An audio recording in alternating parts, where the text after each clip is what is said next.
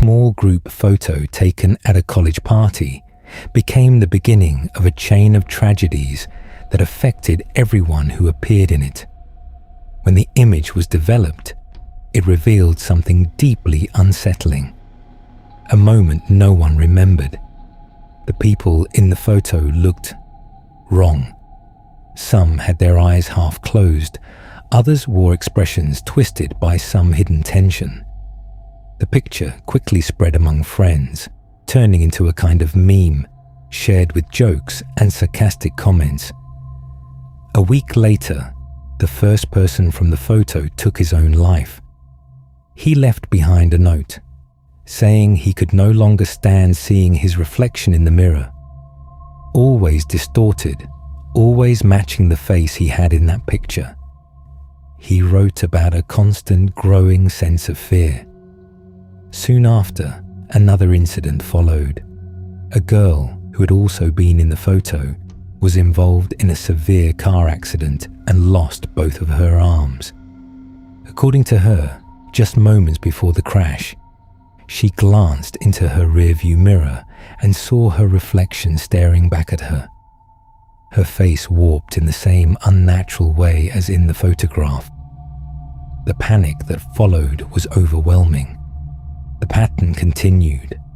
More people from the image died, accidents, sudden illnesses, suicides, and each time the same detail surfaced. Shortly before their deaths, they had seen that same distorted version of themselves. A journalist decided to investigate the phenomenon. He discovered that the photo had been taken accidentally, a random press of the camera shutter, unnoticed at the time. The tragedies began only weeks after the image was developed, and none of them could be explained in any rational way. To test his theory, the journalist began showing the photograph to strangers. The results were disturbing. Many reported sudden anxiety, physical discomfort, even nausea. Some claimed they briefly saw their own bodies altered, twisted in exactly the same way as the people in the picture. Further analysis suggested that the original negative carried anomalous properties, affecting the mental state of anyone who viewed it. Those captured in the image had been exposed to something that left a mark on their lives long after the photo was taken. The mystery was only partially understood. One detail became clear. The longer someone looked at the image, the stronger the effect became. Prolonged exposure led to increasingly severe reactions, sometimes even physical symptoms. Today, the original photograph is kept in a restricted archive at a private research facility specializing in anomalous phenomena. Access is strictly limited, as any interaction with it is considered a potential health risk. And yet, copies still surface online from time to time, bringing with them new reports of illness and death.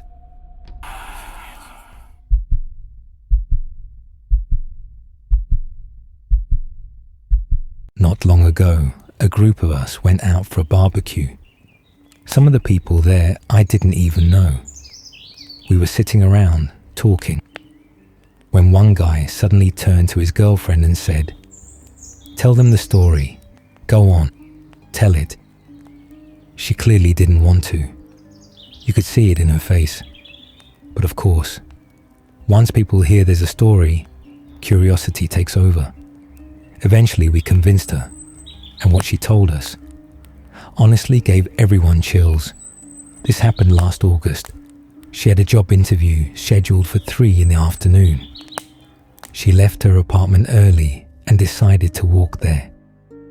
The town she lives in is small.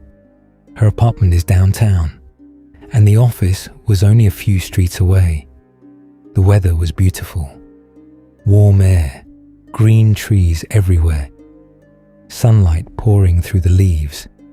Perfect weather for a walk. She figured it would help her calm down before the interview. All she had to do was walk down the main street. then turn onto a smaller side street. At first, everything was normal. Cars passing by, people slowly walking in the heat, sunlight reflecting from windows, just ordinary summer life.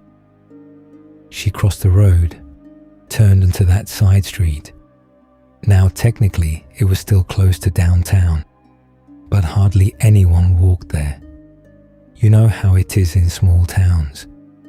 One street is full of life and noise, but turn the corner, and suddenly everything becomes quiet.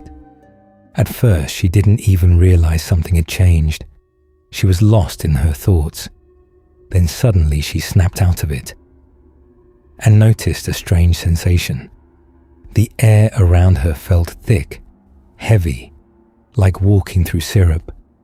Even lifting her feet felt slow and difficult. Everything felt dreamlike, unreal.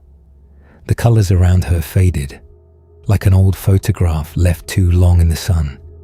Sounds became distant, muffled. Even the bright August sunlight suddenly looked dull. She looked around, and that's when she noticed the buildings. They weren't the same. The houses looked old, very old, almost like something from the 19th century, half hidden under trees. But there are no streets like that near the center of town. And then she noticed something else. Decay everywhere. Windows shattered, plaster falling from the walls, ornate old doors hanging open, and inside those houses, only darkness and the smell of stale air. There were no people, no cars, nothing. Just abandoned houses, old trees, and silence.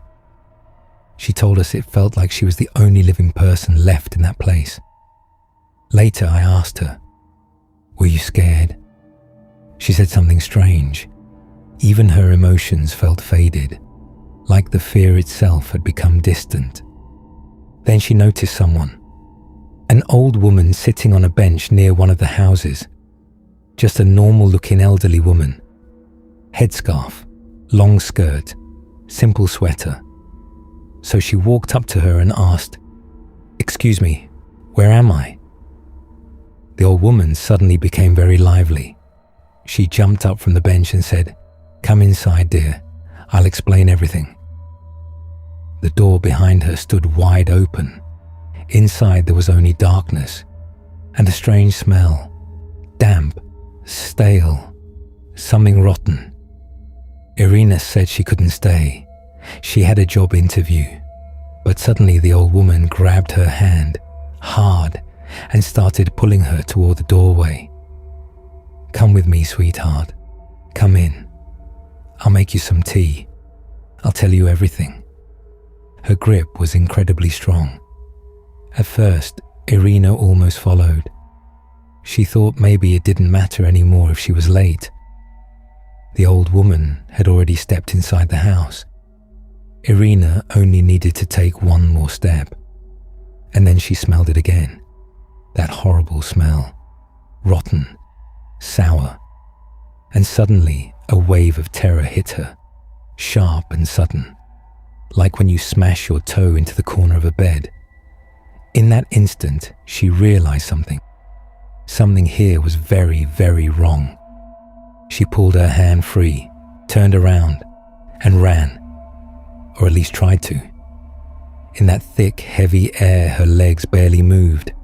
She ran without looking back, waiting for a scream behind her. But there was nothing.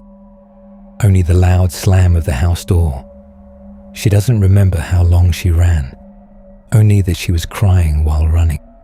Then suddenly, she turned a corner, and bright sunlight hit her eyes again. Cars passing, people talking. The air felt normal. The heaviness was gone. She looked around and realized something shocking. She was standing back on the same main street, almost exactly where she had turned earlier. Later, she checked the time on her phone. Only 10 minutes had passed, even though it felt like nearly an hour. She still went to the interview, but she didn't get the job.